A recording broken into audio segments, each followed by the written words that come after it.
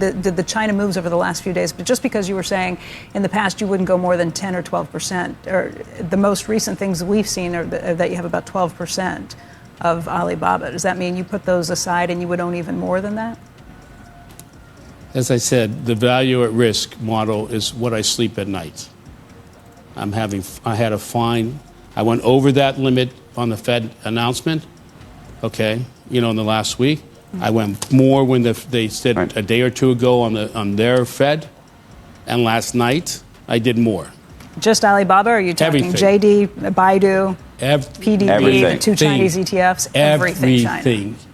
ETF, how we do futures, right? Mm-hmm. Everything. Coming up today, hedge funds still trapped in China. What other stocks are continuing to rally? Are warning signs building in the stock market? What stock has overtaken Nvidia? And stocks are poised to do something that hasn't happened since the dot-com bubble. It's been a great week, guys. Let's go.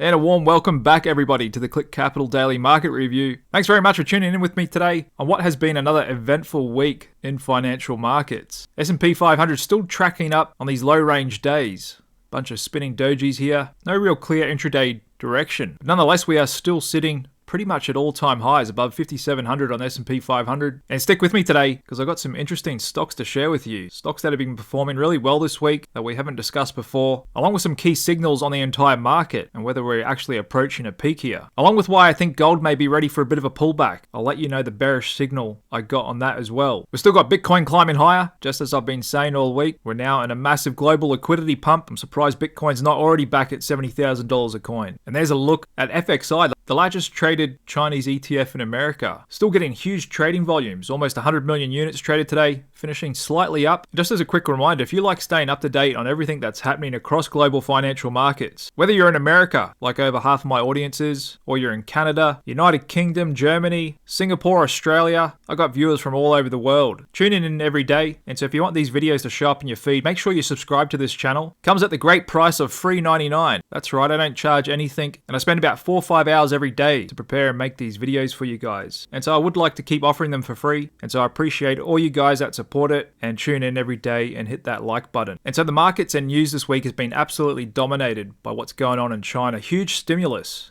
coming out of their government, People's Bank of China, making some key policy shifts and really loosening financial conditions over there. At the same time, the Fed's just done the same thing. We've still got the dollar under pressure, and I'll touch on that a bit later. And we've actually got some strength in the Chinese yuan. Looks like it's been a monumental shift in international financial markets. Big money pouring back into China. And there's a look at the most popular traded securities in America, also known as ADRs, American Depository Receipts, and ETFs. The Chinese stocks that trade in America, also known as the Golden Dragons. There's actually a NASDAQ Golden Dragon China Index, absolutely surged higher this week. Just like their local index, the China A50, and then other ETFs listed in New York as well. China Internet ETF. It's another one David Tepper is long in his portfolio when he came out yesterday and said, buy everything China. That's what he's doing. He's all in, taken up to his max risk limit, actually even increased his risk limit for exposures. And I thought that was really interesting just to hear the level of conviction coming from one of the best hedge fund managers of all time. And I wouldn't be surprised if Stanley Druckenmiller as well, once we get their next Form 13F, may show he's also been buying Chinese-related securities. And like I said yesterday, this price action we're getting has all the hallmarks of a short squeeze, massive rotation. Chinese are doing this at the time the US dollar's really weak, maybe using it as an opportunity to attract big capital back in there. And they've certainly got a few billionaires already on board. Now we're getting news, quant hedge funds are trapped in a short squeeze there. And just like when we see big trading days in America, a lot of these brokers and exchanges can have outages. There's just a flood of orders, a flood of web traffic, bandwidth gets overloaded, spreads blow out, market makers mark up their spreads and implied volatilities. And some of these hedge funds have such large positions and they're all crowded on this short Chinese trade. They're jumping over each other to get out. However, I can tell you, the sentiment is still very bearish, negative, and pessimistic on China. And I, for one, didn't realize what a sensitive issue it actually is to talk about being long China. Apparently, it's a bit controversial. However, a profit's a profit, and if I think a stock's going to go up, I have no problem buying it, especially if it's listed in New York. That's our job as investors, is to protect and grow our wealth. And that's why I've been telling all my viewers since late last year, when Xi Jinping set foot on American soil for the first time in a while to meet with business leaders. I'd been bearish on China Up until that point, I turned bullish on that day. And you can go back and watch my daily market review on that day if anybody wants to verify that. And that's because I saw great value. A lot of these companies, 20-30% of market caps in cash flow positive, and then I got the signal from the government that they were trying to get underneath their economy. They're going to stop their clampdowns, which they did, and now they've reversed course as they look to get underneath their economy and markets. It's gotten a bit weaker than what they thought it would. And so all of that added up to me to a great opportunity to get into China, which I still think exists today. And it's not just Chinese stocks and ETFs that are benefiting from this. In fact, we've got some key American companies like the casinos, Las Vegas Sands, Wynn Resorts, MGM, who all have a presence in Macau, actually a bigger gambling venue than Vegas when you look at the amount wagered there on any given day. The market's pricing in these big gambling whales are going to come back. That's why we've had a huge rip this week in Las Vegas Sands. Just a few weeks ago, we were under $40 a share. Here we are at 51 today. Wynn Resorts, another monster candle today, up 7.2%. My seasonality forecast indicator, green across the board next few weeks, few months. And MGM, which doesn't have as large a presence in Macau as the Sands and Wynn, also finished the week higher and doing pretty good today, up 3.4%. But what's really ripped is the favorite, Alibaba, Neo, Pinduoduo, JD.com, and a few others, because when it comes to Chinese exposure for American investors, or a lot of us global investors that invest on the American exchanges, it's not a huge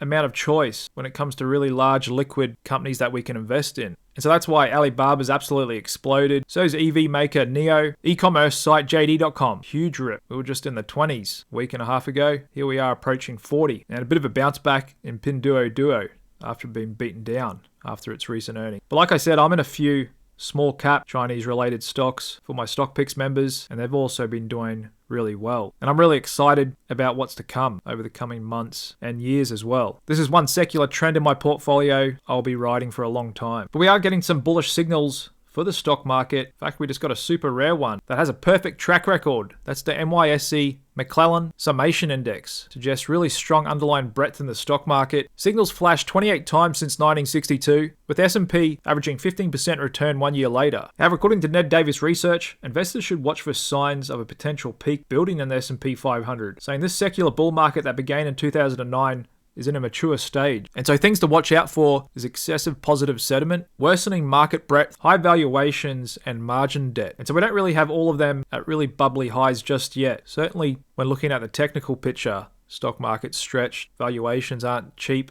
Just looking at the index level, breadth is good, margin debt is still low, so there is still the potential for it to move into a bubble and a peak. We're currently grinding higher in a liquidity-driven move now. And what's normally really a soft, volatile period, September, October, market's actually grinding higher. However, stocks are poised to do something that hasn't happened since the days of the dot-com bubble. And that's the S&P 500 rising 20% or more in 2 consecutive years. It last saw such back-to-back gains in 1998. And just looking at a monthly chart of the S&P 500 Index, those mid to late 90s were a great time for stock investors, just a parabolic grind up higher. And so it was 1997 and 1998. We actually had a really big dip in August, September 1998, Asian currency crisis. Then momentum slowed somewhat in 1999. Everyone was freaking out about Y2K. It didn't materialize. Stock market stalled and actually made its high in March 2000 before rolling over, getting down below 800 on S&P 500. Boy, doesn't that seem cheap now. But the drawdown on the Nasdaq was far worse. In fact, the Nasdaq fell over 83%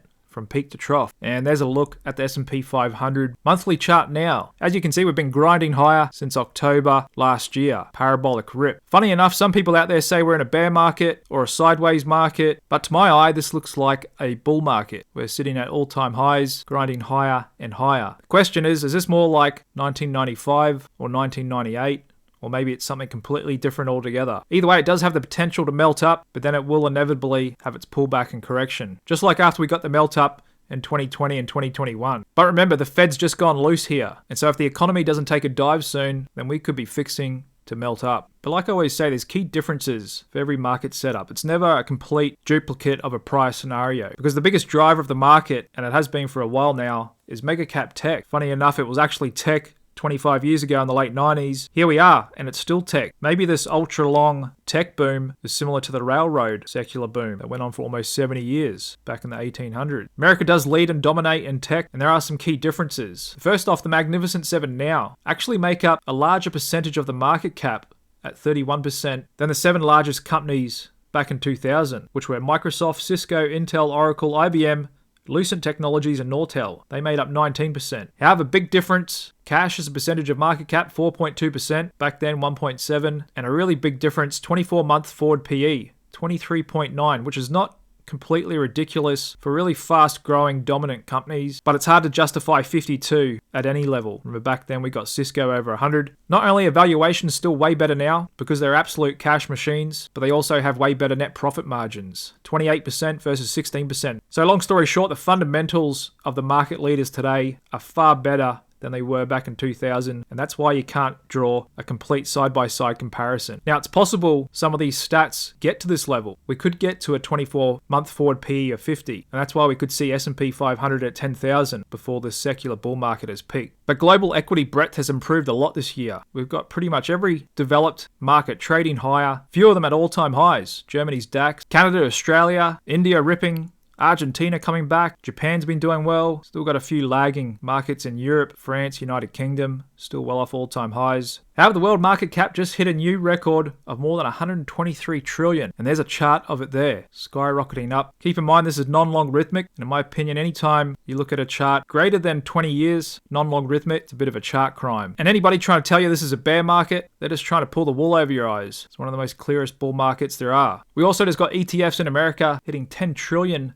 and assets under management. It's a big milestone. Still a relatively new product. First ETF SPY, created in 1993. That has over $500 billion in it now, and there's been a big secular trend of switching from mutual funds to ETFs, along with the switch from active to passive. And in fact, prior leader Nvidia is no longer the S&P 500's top gainer this year. It's actually Vistra Corp. And here's a look at their website. They're actually an electricity provider all across the states, working towards clean energy, nuclear, helping to power AI data centers. And so the normally defensive sector of utilities has actually turned into the AI trade. And like I've been saying, that sets it up for the potential to hold up in a recession, but also the potential to keep participating in this bull market should it continue on. There's been a big surge of interest in nuclear energy the last couple of weeks, just like China, and that's why Vistra is actually up over 200% year to date. So like I say, the market's full of opportunities and trends. So easy to get bogged down in the negative headlines, all that bear crap so many others try to push onto you every day, trying to push you to day trade, gamble, promote their dodgy brokers and other companies on you. Fact is, they're just encouraging you to gamble and constantly filling your head with fear. When, like I said, the world's full of amazing opportunities and there's plenty of money to be made. And so I have about a dozen key secular trends that I continually monitor and research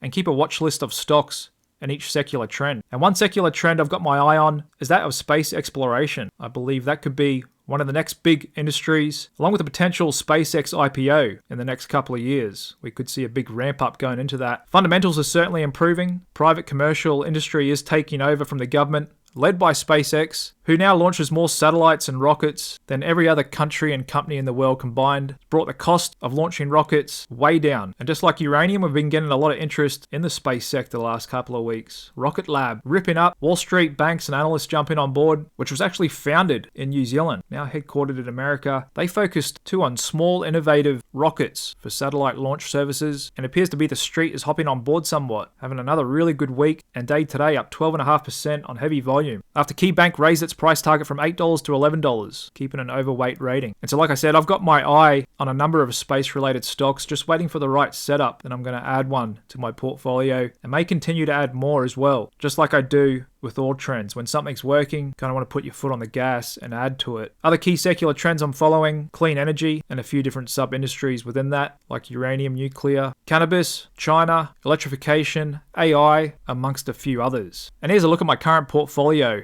that I run in front of StockPicks members. And out of respect for them, I've blacked out the names of stocks, REITs, ETFs, and ADRs that I hold. However, they're all listed on the New York Stock Exchange. I've currently got 13 open positions, only one of them currently underwater. Like I said, my first pick, Palantir, still up over 50% and holding long. And my last two picks, which were in the Chinese and uranium sectors, already doing really well straight out the gate. Like I said, I buy $500 of a new stock every Monday. And so I've got a lot of great feedback on this service. And welcome to everybody who's just recently joined. A lot of people enjoy reading my in-depth research every Sunday morning that I send out. I offer deep insights into different secular trends and companies that could be benefiting from them. And I let my members know in detail why I'm about to buy a stock. And like I said, I always send out my research the day before I buy a stock, just like I send out my exit alerts the day before I sell it. And so unlike other trading memberships out there who don't even follow their own picks, they don't trade, they've got no track record, this service is 100% transparent There's a private members back end. You can see my current sector exposure, current geographical exposure, currently 40% in American stocks, and that's about to go lower again as my next stock pick I'm sending out this Sunday morning. There's another international company coming out of Asia, and I also show a lot of other statistics on all stocks and securities in my portfolio. So anybody who's interested in joining the service and getting my weekly research and following my brand new trading account in real time where I put everything out in the open, now's the time to jump on board as I'm having a flash sale, 30% off a yearly plan. Just use the coupon code China and you'll get added to my members list, get an email from me every Sunday with my latest research. You'll also get access to the private members area. You can see my current portfolio, all my research, the performance stats, and screenshots straight from inside my trading account. So if you're interested in jumping on board that,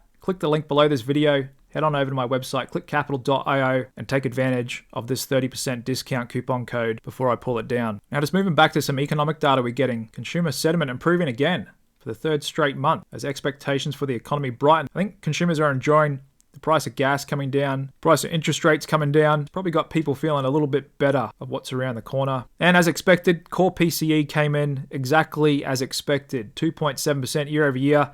And we can just see how much inflation's really dropped off over the last year. This time last year, we're tracking about 3.65. However, when you go out to a 10-year chart, we're still quite elevated compared to where we'd normally be tracking. And so inflation hasn't completely gone away yet, and wouldn't it upset the Fed and markets if this actually started climbing back next year? Here's Goldman Sachs research note out on it today. It said core PCE somewhat below expectations, personal income and spending below expectations. But after all of that, they're actually boosting their third quarter GDP tracking estimate to 3.2%. They think the US economy is currently growing at an annualized rate of 3.2%. That's actually pretty good for the state. And this comes at a time when we've gone into global monetary easing. In fact, this month we got 21 cuts from global central bank, really starting to ramp things up. Just after we saw the Swiss central bank trim their rates earlier this week as well. Bond yields still trading heavy. The 2 years acting like there's another big rate cut just around the corner. There it is there, like a persistent downtrend, almost like a sell program. 356. 10-year acting a bit better, but still on a downtrend as well, 375. But high yield bonds, once again breaking out, and high yield spreads, still really low. And there's a look at the dollar. Actually took out these lows today just by a few ticks, still acting pretty heavy here. And the dollar yen just took a bit of a turn, still downtrending. But the fact is, most currencies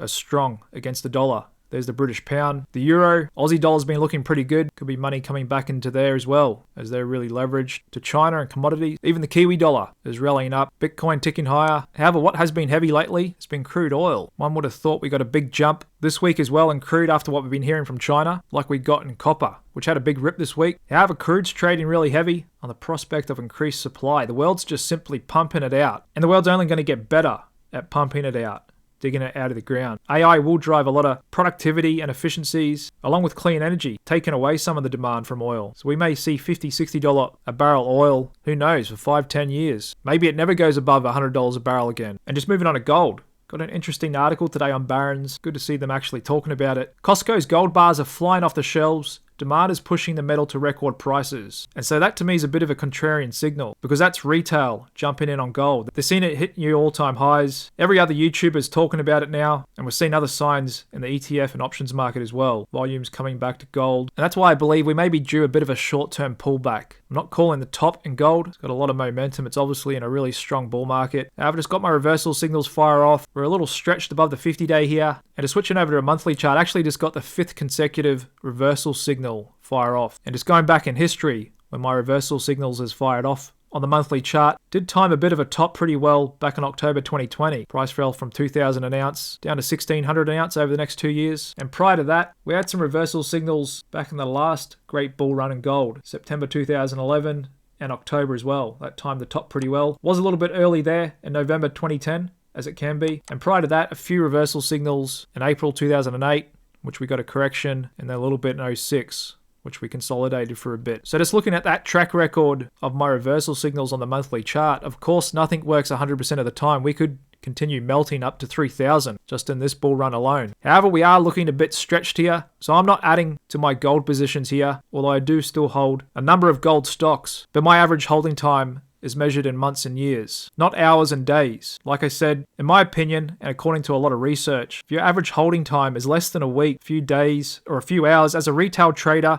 It's practically impossible. A lot of people underestimate the cost of paying the spread and commissions. If you're a day trader or just holding for a day or two, you need a super durable, repeatable edge just to break even, just to overcome the spread and brokerage from sitting there churning your account all day. And so I'm not saying it's not possible. There are people out there that can do it, just like there's people out there that can count cards and make money in blackjack. My point is 95% or more of retail traders aren't able to consistently turn a profit day trading in the long run. Sure, there's really hot markets that can go on for a year or two. However, I'm talking 10, 20 years, day trading every day. And even then, those that can do it, it's health risks. Now, a guy I follow on X had a heart attack, almost died in his early 40s, day trading on the desk. He no longer day trades. Not only that, can mess with your eyes, your wrists, give you carpal tunnel, RSI. So sitting there as a retail trader, staring at your screen all day, trying to beat lightning fast algos, like I always say, you got better odds at the casino, and at least they give you free drinks. Anybody that's trying to push day trading onto you, they're just encouraging you to gamble. Now, another reason I think gold may be nearing a bit of a short-term top is, you know the old story when a taxi driver starts giving you stock tips, maybe an indication of a peak in the market. Now we've got stand-up comedian